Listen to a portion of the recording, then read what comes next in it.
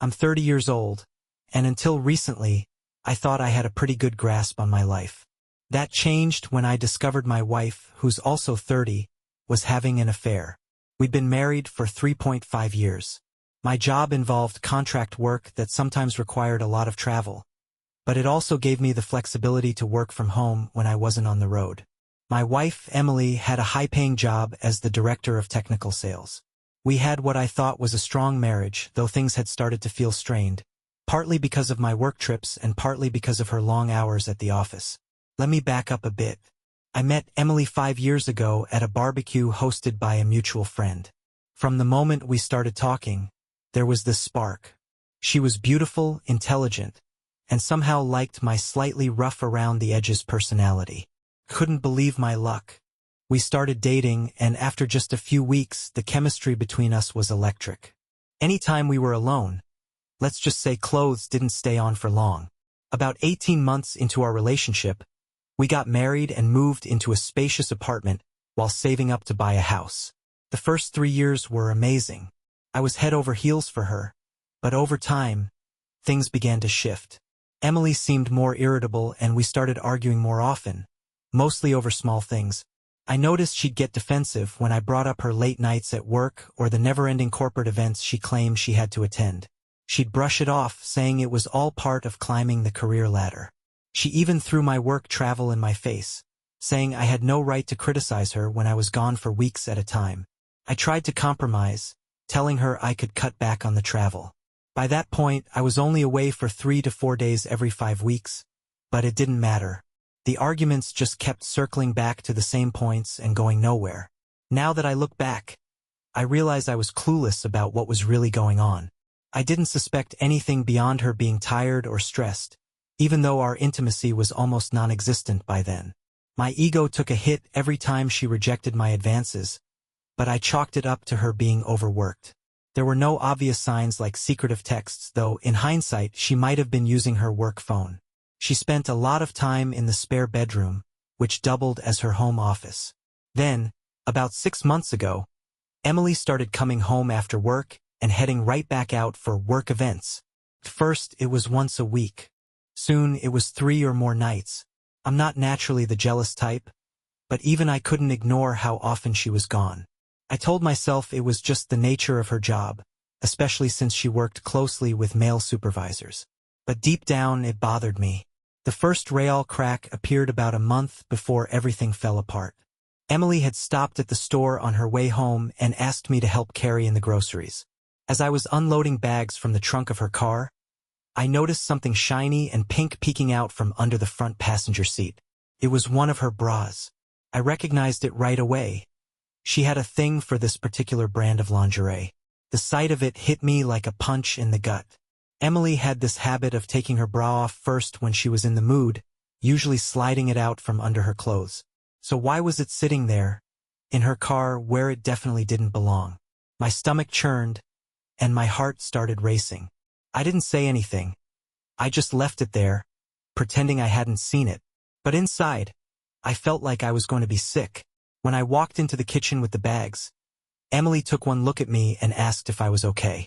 She said I looked like I'd seen a ghost. I forced a smile and brushed it off, doing everything I could to hide the anger and disappointment bubbling up inside me. But it was already too late. I knew something was seriously wrong. That night and the next day, I couldn't stop thinking about whether Emily was involved with someone else. I kept replaying the bra incident in my mind, wondering what other signs I might have missed. I didn't have any real evidence, but my gut told me something wasn't right. We lived in a fairly big city, and her office was downtown.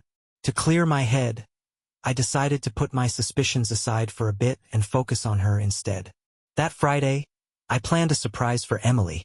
I made her favorite dinner, set the table with our nicest dishes, lit candles, and even bought a bouquet of roses and a nice bottle of wine. When she got home from work, I greeted her and showed her what I'd prepared. She gave me this sad smile and said, "I'm sorry, but I already have plans with my coworkers at a bar tonight." She offered to have a quick bite with me before heading out, but the apology felt half-hearted, like she didn't really want to be there. While she went to freshen up, I made a decision. I'd been toying with the idea of slipping an old phone with a tracking app into her car. I needed to know where she was going, and this seemed like the only way. After stashing the phone in the back seat, I threw away the dinner I'd made, along with the roses. When Emily came out of the shower, dressed up and looking stunning as always, she said, "Let's eat."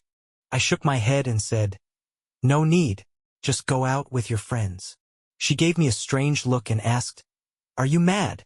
I told her I was upset that she never wanted to spend time with me. That set her off. She rolled her eyes and snapped, "Stop acting like a child," then muttered something sarcastic about my temper before heading out the door. Once she was gone, I pulled out my other phone and started tracking the one I'd hidden in her car. I saw that she'd stopped at a bar about 20 minutes from home, one she often mentioned going to with coworkers. Feeling uneasy, I decided to drive there and see for myself. When I got there, I parked across the street and waited. Watching from my car, I felt like a complete creep, but I told myself I had a right to know the truth. After about an hour, I saw her walk out of the bar with a man I recognized from her office, a senior executive. My stomach dropped as I watched him wrap his arm around her and pull her close. Then he kissed her. My whole body went numb. They walked to another car and got in together. I followed at a safe distance as they drove about 10 minutes away and pulled up in front of a hotel. I parked nearby and watched them get out of the car, holding hands as they walked into the building. That was it. I'd seen enough. My chest felt like it was caving in, and I started pounding my fists on the steering wheel. My mind went blank, like I was in a trance or having an out-of-body experience. When I finally snapped out of it, I realized I needed a drink. I drove aimlessly, replaying everything I'd just seen. I won't lie. I was sobbing, overwhelmed with anger and heartbreak. About 30 miles from home, I found a quiet bar on the outskirts of town and went inside. I sat down at the counter and ordered a drink. I must have looked like a complete wreck, because the bartender took one look at me and said, "You look like you've been run over by a truck." I let out a bitter laugh and replied, "You could say that." A guy sitting a couple of stools down overheard and moved closer. He started chatting with me, and though I wasn't in the mood for conversation, there was something about him that felt trustworthy. As we talked, the whole story about Emily and what I'd seen came spilling out. I told him how much I wanted to leave her and start fresh. He gave me a reassuring pat on the back and said, "Buddy, you're not alone. The same thing happened to me a few years ago. Sometimes life throws this stuff at us for a reason. It's a chance to change things, either for the better or the worse. That's up to you." Something about his words hit me like a wake-up call. As much as I was hurting, I realized he was right. My life didn't have to end here. I introduced myself and we kept talking, but for the first time in a while, I felt a tiny flicker of hope. The man's name was Ray. He was a down-to-earth, country kind of guy, the type of person I've always respected for their simplicity and reliability. During our conversation, he looked at me and asked, "So, when are you planning to move out?" It hit me like a ton of bricks. I hadn't even thought that far ahead. All I knew was that I couldn't stand to be around Emily anymore. The urge to either fight or run away was eating me alive, and running seemed like the better option. Ray must have sensed my turmoil because he said, "I'm sorry you're going through this. I've got an idea. If you ever feel like you need to leave, I've got a residential trailer on my property. It's not in perfect shape. It could use some fixing up, but you're welcome to come take a look. It's yours for a good price, and I even have a spot where you could park it. You'd actually be doing me a favor by keeping an eye on it. Maybe a change of scenery is what you need. Just think about it." It took me a moment to process his suggestion. The bartender, who had been eavesdropping, chimed in with a laugh. "Honey, if I could have gotten away from my crazy ex-husband, I'd have jumped at the chance to live in a trailer. Sometimes you just need a break to figure things out." I felt like I was in some kind of surreal movie, but maybe this was exactly what I needed. I looked at Ray and said, "Yeah, I'll think about it. Maybe I'll come check it out." We said goodbye, agreeing to meet at his place in a few days. For the first time in a while, I felt like there was a way out of this nightmare, even though my heart still felt like it weighed a ton. One thing I was absolutely sure of: I never wanted to be with Emily again. When I got home that night, Emily was there. She casually asked, "Where were you?" I looked her right in the eye and replied, "Where were you?" She hesitated, then said, "I went out for a drink." I didn't beat around the bush. "Are you cheating on me?" She froze for a second but quickly recovered. "No. Why would you even ask that?" I told her I'd heard she was having an affair with someone from work. She demanded to know who had told me that, but I didn't give her a name. Instead, I just watched her double down. "You're being ridiculous. You're drunk and delusional," she said before turning the tables. "Where were you?" "I went to a bar," I said. "Had a drink with some friends." She stared at me, clearly wanting to ask more, but eventually went to the bedroom without another word. I slept on the couch that night. Actually, I didn't sleep at all. My mind kept replaying everything I'd seen and imagined her with that man. It made me physically sick. But somewhere in that mess of thoughts, the idea of Ray's trailer started to feel like a lifeline. Maybe this was the answer. The next morning, Emily and I barely spoke. We spent the weekend pretending nothing had happened, but the tension was unbearable. A few days later, I drove out to Ray's ranch to check out the trailer. His place was incredible. Sprawling land with trees, trails, and even a hill with a cabin overlooking the area. The trailer itself was about 25 feet long, equipped with everything you'd need to live. It wasn't glamorous, but it was cozy. It reminded me of a spring break trip I'd taken in college where we stayed in an RV. I'd loved it back then. Ray made me a deal I couldn't refuse. I practically got the trailer for nothing. He even offered to deliver it to his lot and set it up for me. When I went to check out the property, I was sold. It was quiet, surrounded by nature, and exactly the kind of escape I needed. Over the next few weeks, I tried to coax Emily into confessing. Instead, I got more lies and manipulations. I told her flat out that if I found out she was cheating, there'd be no going back. She denied everything with so much conviction it was almost laughable. But I didn't laugh. I regretted not taking pictures that night at the hotel. Without hard evidence, I felt stuck, but I knew one thing for sure. I was done with the marriage. Instead of confronting her, I started making plans. While she was at work, I began secretly moving my things out of our apartment and into the trailer. Every box I carried felt like a weight lifting off my shoulders. Taking action gave me a sense of control, even if it was just a small step. Around this time, Emily's behavior shifted. She started being nicer to me, almost like she sensed something was up, but it was too little, too late. She still had her work meetings, and I decided if she could take her breaks, so could I. I needed a vacation, just not the kind she was thinking of. One evening, as Emily was getting ready to leave for another one of her work meetings, I decided to get dressed too. She noticed and asked, "Where are you going?" I shrugged and said, "Out with some friends." She started to probe further, but I cut her off. "You wouldn't know them. And anyway, you wouldn't like us talking about work." It was the same excuse she'd given me every time I'd asked to join her outings with her coworkers. She looked a little taken aback, maybe even hurt, but all she said was, "Okay, have a good time." By this point, between working on the trailer and hanging out with Ray and his friends at the bar, I'd started building a new social circle. Ray's family and the people he introduced me to were warm, welcoming, and genuinely good company. I was careful not to let my drinking get out of hand, though.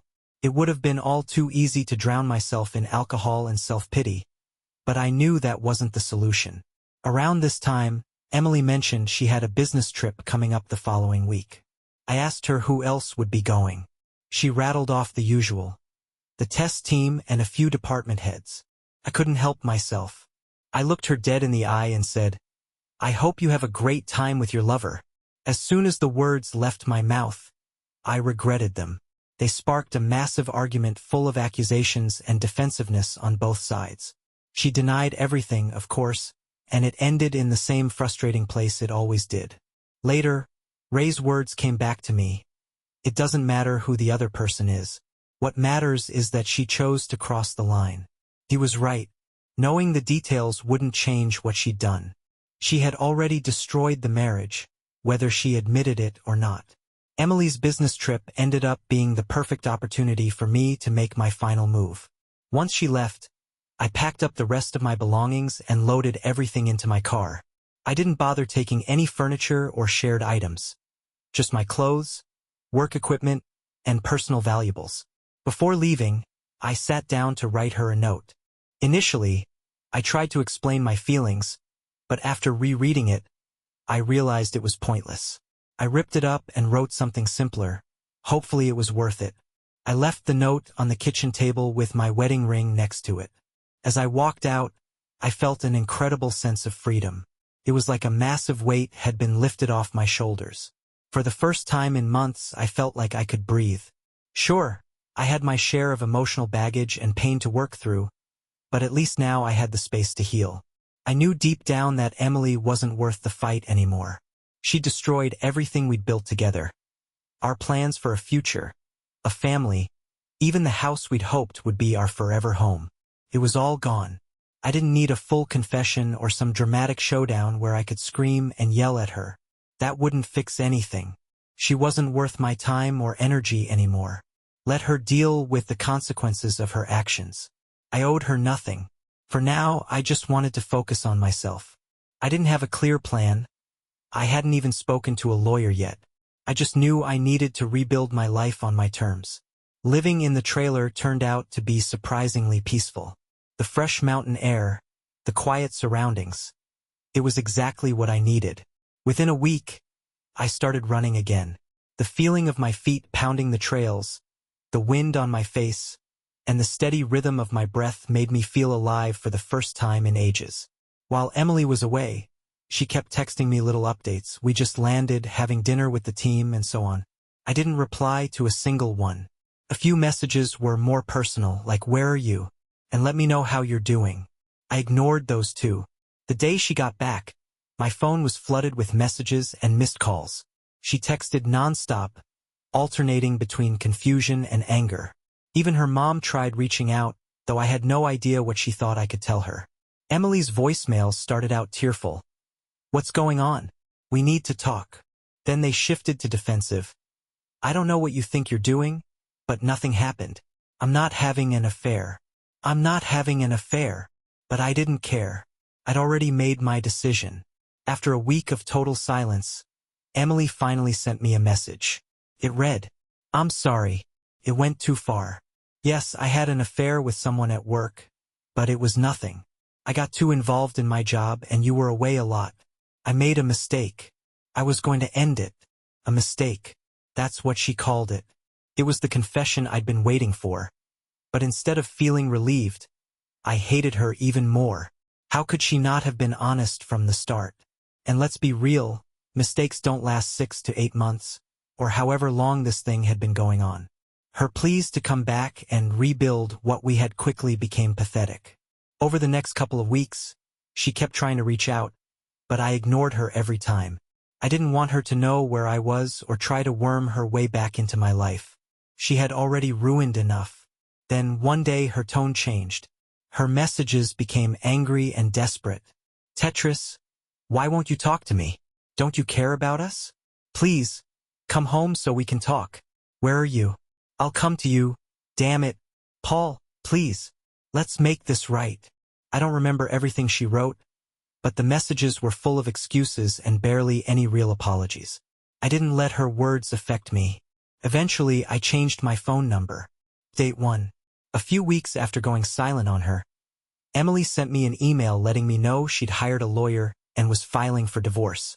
Her tone was almost businesslike, which I appreciated. I replied with a simple, "Okay, that sounds good." That email set off a flood of frantic messages from her. She begged me to come back to talk to her to work things out. When it became clear I wasn't budging, she offered a deal. If I agreed to a no-contest divorce, she'd leave me alone. That was the first logical thing she'd said in months. I agreed, and after a few months it was done. I was finally free. I never saw her again, not even in court. There was no closure, no goodbye, but I didn't need one. Maybe she did, but by then I didn't care. For a while after the divorce, I'd think of her occasionally, especially when a song came on that reminded me of us. Sometimes the pain would creep back in, but over time, those moments happened less and less. Eventually, I just stopped thinking about her altogether. Update 2. Now that I'm officially divorced, I'm doing better than ever. A few months ago, I met an amazing girl while I was out on a trail run near my place. She had a flat tire and I stopped to help. We ended up having a great conversation. She's incredible, smart, funny, and gorgeous. She's a few years younger than me, and she calls me her mountain man, which always makes me laugh. I'm taking things slow, not rushing into anything serious, but I'm also not shutting myself off from love. I'm still living in my trailer, and I have no plans to change that anytime soon. My life is simple now, and I've grown to love it. Nature has been my therapy. It got me through the divorce, the heartbreak, and everything else. I know everyone handles this kind of situation differently, but I was lucky. We didn't have kids, and the marriage only lasted 3 years. Walking away was the best decision I've ever made. Here's the thing, you don't have to stay with a cheater. If this happens to you, don't dwell on it. Work on yourself and move on. It gets better, I promise. To anyone going through something similar, I wish you the strength to live your best life. You deserve it. Update 3. As I mentioned before, I had a feeling Emily might be trying to track me down. I'd moved to a new place about 2 hours from our old apartment, hoping to put some distance between us. Last weekend, while I was at a coffee shop in town, I thought I saw her out of the corner of my eye. I couldn't shake the suspicion that her being there wasn't a coincidence. Thankfully, I managed to leave before she noticed me. Later that weekend, I went back to the same coffee shop to do some work using their free Wi-Fi. I finished up, walked out, and headed to my truck. Just as I was unlocking the door, I heard someone yell, "Paul!" I froze. My stomach sank as I turned and saw Emily waving at me from across the street. I stood there in shock, unable to process how she'd found me. She ran over, arms outstretched, clearly expecting a hug. But instinctively, I raised my hands in front of me to stop her. She looked hurt and said, "Paul, I've been looking for you. I heard you moved here, and I wanted to see you. Can we talk?" I felt cornered. There was no easy way out, so I reluctantly agreed. "Fine. Let's find a place to talk, but not my place," I said firmly. She nodded, and we walked to a bench outside a small shop down the block. She started by commenting on how much I'd changed, how she liked my beard, how trim I looked, and how different I seemed. Her compliments were pouring out, and she played her part perfectly. I have to admit, she looked incredible. She was wearing short shorts, a tank top, and had her hair tied back in a ponytail, just the way I used to love. My gut, though, was screaming at me to stay on guard. She was turning on all her charms, but I forced myself to stay composed. Then came the apologies. She admitted to the affair, saying she regretted everything and that karma had hit her hard after I left. Her company found out about the affair, which led to unbearable working conditions. She ended up quitting. Her lover, who was engaged at the time, was reprimanded and reassigned. In retaliation, she told his fiancée everything, which ended their engagement. As she recounted all of this, tears started streaming down her face. She said she never intended for any of it to happen, that she got swept up in workplace politics and competition for promotions. She claimed her lover manipulated her with his power and charm, and she convinced herself she was using him too.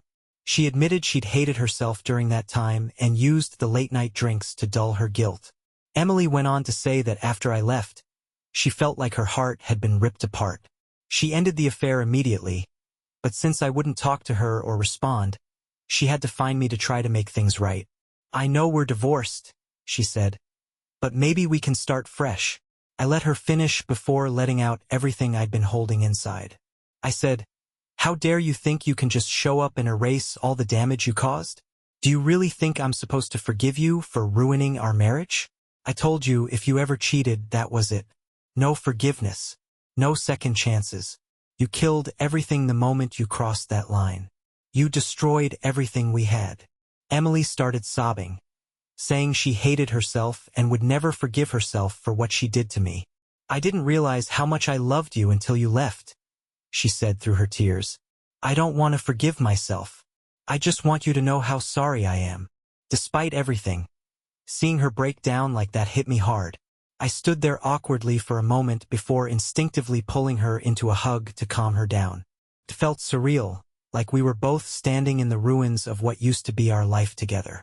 After she calmed down, we went for a walk on a quiet trail nearby. She explained how she found me.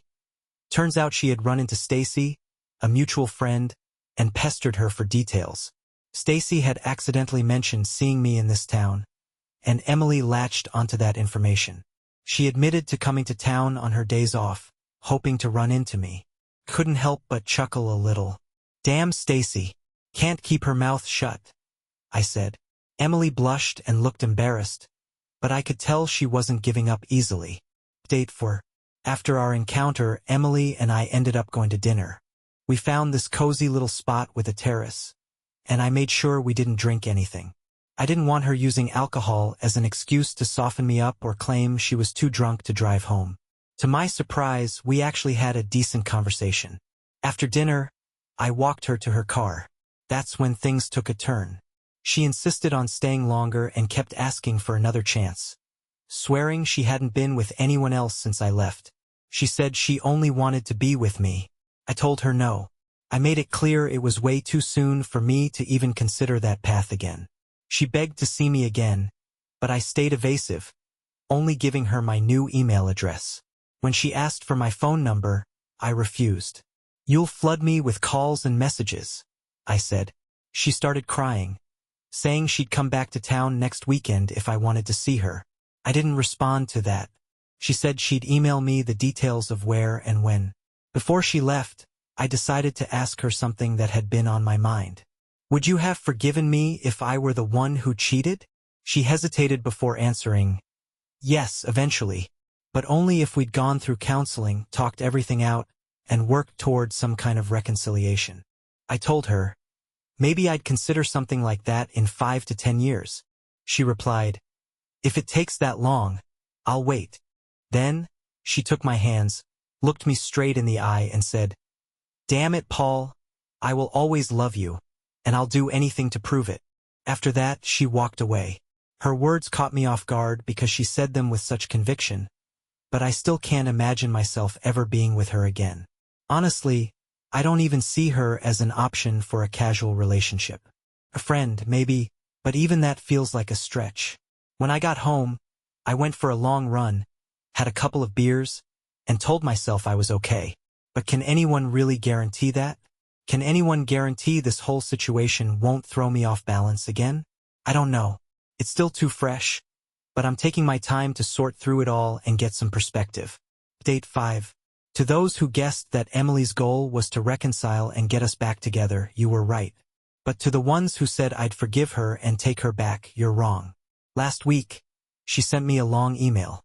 She confessed her love again, repented for cheating, and begged me to let her come spend the weekend with me. I refused flat out. The truth is, I'm completely content with my life right now. Living alone in a remote area has given me a kind of peace I didn't know I needed. I'm not looking to complicate my life. 32. I've realized there's no rush to change anything. I enjoy spending time with friends, meeting new people, and embracing the simplicity of my lifestyle. In my reply to her email, I laid everything out clearly. I told her I wouldn't give her my phone number, that I didn't trust her anymore, and that I didn't know who she was as a person anymore. I wished her the best and suggested that maybe, someday in the future, we could be friends. Her response was telling. She was angry and deeply disappointed. But then she revealed something I hadn't expected. She had accepted a job offer in another state. Apparently, her real goal all along had been to convince me to move with her. She knew my job was remote and thought I'd want a fresh start with her somewhere new. She told me she didn't have much time before she had to leave and wanted to see me one last time to make her case. Thankfully, I had a business trip scheduled that week, so her time ran out. Now she'll finally be out of my life. I suspect she'll still write letters for a while, but I'm confident she'll eventually realize it's over and move on. And maybe, just maybe, she'll find someone else. Someone she might cheat on, too. To everyone reading this, live your best life. Let go of the burdens of the past, and move forward. You don't have to stay tied to something or someone that doesn't serve you anymore. Good luck to all of you. Thank you for watching. Don't forget to subscribe and like.